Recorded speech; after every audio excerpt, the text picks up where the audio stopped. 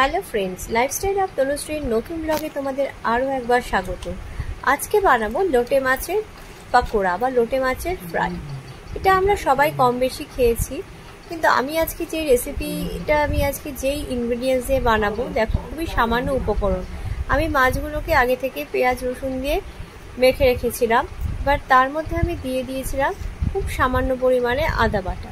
এবার আমি দিয়ে দেবো চালের গুঁড়ো। চালের গুঁড়ো দেওয়াতে কিন্তু মাছের যে চপটা বা পাকোড়াটা যেটা হবে সেটা কিন্তু খুব কুড়মুড়ে হবে।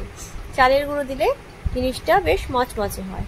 চালের গুঁড়ো দিয়ে আমি আগে থেকে পেঁয়াজ রসুন আদা দিয়ে ম্যারিনেট করা মাছটা সেটার সাথে ভালো করে মাখিয়ে নিচ্ছি। হ্যাঁ, আর আমি সামান্য পরিমাণ লেবু রস দিয়েছিলাম।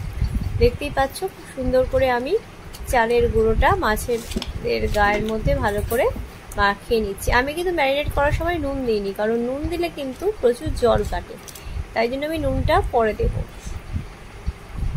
দেখতে পাচ্ছ ভালো করে চালের গুঁড়োটা দিয়ে মাছের দুপাশে ভালো করে কোট করে দিচ্ছি।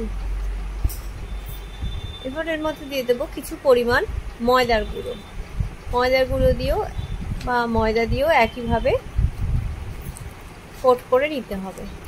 এখানে সবার শেষে কিন্তু নুন দেব। নুনটা আগে দিলে কিন্তু প্রচুর পরিমাণে জল বেরোবে এবং স্বাদটা নষ্ট হয়ে যাবে। এখানে তোমরা চাইলে কিন্তু এটা ডিমের গোলাতেও ডোবাতে পারো, কিন্তু যেহেতু আমি ডিমটা অ্যাভয়েড করছি তাই ডিমটা আমি দিচ্ছি না, তাই জন্য আমি ডিমটা স্কিপ করে গেছি। এই লোটে মাছের পকোড়ার ব্যাটারটা কিন্তু বা বাইরে ভাজার পর বাইরের যে অংশটা সেটা কিন্তু খুব পাতলা হবে, খুব মোটা করে কোট থাকবে না। দেখো কড়াই বসিয়ে দিয়েছি উনুনে, কড়াইটা গরম হয়ে উঠছে। কড়াই গরম হয়ে উঠলে তাতে আমি দিয়ে দেব পরিমাণ মতো তেল দিয়ে দিয়েছি। তেলটা গরম হয়ে উঠলে এবার আমি আগে থেকে গড়ে রাখা লোটে মাছের গুলোকে ছেড়ে দেব। প্রথমে একটা ছোট্ট পরিমাণ অংশ ময়দার অংশ নিয়ে দেখবে গরম তেলে ওটা ফুটে উঠছে, যদি ফুটে ওঠে তাহলে বুঝবে তোমার তেলটা রেডি। কথা বলতে বলতে আমি ছেড়ে দিয়েছি একটা লোটে মাছের পিস, যেটা অসাধারণ গন্ধ বেরিয়েছে। তোমরা যখন বানাবে তখন তোমরা বুঝতে পারবে। বন্ধুরা, আমার এই চ্যানেলটি যদি ভালো লেগে থাকে অবশ্যই আমার চ্যানেলটাকে সাবস্ক্রাইব করো, লাইক করো, কমেন্ট করো। আর হ্যাঁ, তোমাদের কার কার লোটে মাছের চপ খেতে ভালো লাগে সেটা কিন্তু আমাকে জানাতে একদম ভুলো না।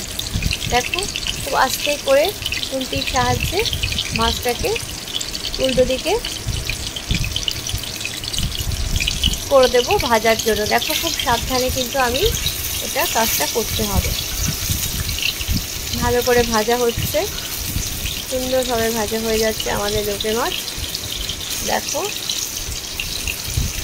এবার আস্তে করে খুন্তির সাহায্যে মাছটাকে উল্টে দিতে হবে, যাতে অপর দিকটাও সুন্দর ভাজা ভাজা হয়। অপূর্ব সুন্দর একটা গন্ধ বেরিয়েছে। আর লোটে মাছের জানো তো প্রচুর উপকার আছে। চোখের প্রবলেম থাকলে, যাদের চোখের প্রবলেম আছে তারা কিন্তু লোটে মাছ খেতে পারে। লোটে মাছ চোখের জন্য খুব উপকারী।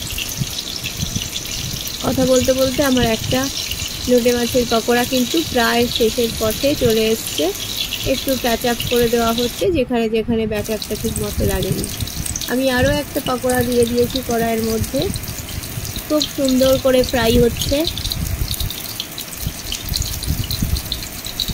দেখতেই পাচ্ছ গরম কফির সাথে বা চায়ের সাথে সন্ধ্যাবেলা কিন্তু আড্ডা দেওয়ার জন্য পারফেক্ট রেসিপি হলো লোটে মাছের এই পকোড়া। এবার আমি এই পকোড়াগুলো অলমোস্ট রেডি।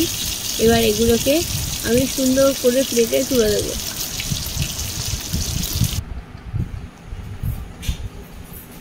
তাহলে দেখো আমি বেড়ে নিয়েছি, দারুণ লাগছে দেখতে গরম গরম চায়ের সাথে। জাস্ট দুপুর সন্ধ্যাটা জাস্ট জমে যাবে। তাহলে বন্ধুরা, তোমরা সবাই খুব ভালো থেকো। আবার দেখা হচ্ছে তোমাদের সাথে অন্য কোনো ব্লগে। টাটা।